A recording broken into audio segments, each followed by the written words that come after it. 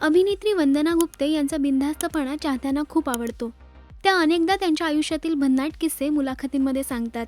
Home minister या कार्यक्रमात त्या पहिल्यांदा त्यांच्या सासू सासऱ्यांना भेटल्या त्यावेळी त्यांनी गायलेल्या लावणीचा प्रसंग सांगितलाय. वंदना गुप्ते यांच्या आई प्रसिद्ध शास्त्रीय गायिका आहेत. त्यांनी अनेक भक्तिगीतं भावगीतं गायली आहेत. त्यामुळे त्यांच्या सासू सासऱ्यांना अपेक्षा होती की त्याही तसंच एखादं गाणं गातील, पण तसं घडलं नाही.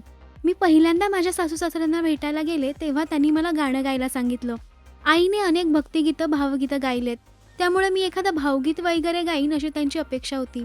पण त्यावेळी मी डायरेक्ट त्यांच्यासमोर पाडाला पिकलाय आंबा ही लावणीच गायले. पाडाला पिकलाय आंबा आलं बाय, पाडाला पिकलाय आंबा र नीट बघ, पाडाला पिकलाय आंबा आला ग बाई, आला ग बाई, आला ग, आला आला आला आला हो, आला आला आला आला, अरे घे पाडाला. माझा नवरा त्यावेळी माझ्या बाजूला बसला होता. माझं गाणं ऐकून तो घाबरला. त्यावेळी त्याने जी मान खाली घातली ती अजून वर काढलेली नाही. सासू सासऱ्यांना पहिल्याच भेटीत कळलं की आपल्या घरी काय येतंय, असा तो प्रसंग वंदना गुप्ते यांनी सांगितलाय. वंदना गुप्ते यांनी आजवर अनेक मालिका, सिनेमे आणि नाटकांमध्ये काम केलंय. अनेक बिनधास्त आणि बेधडक भूमिका त्यांनी साकारल्यात.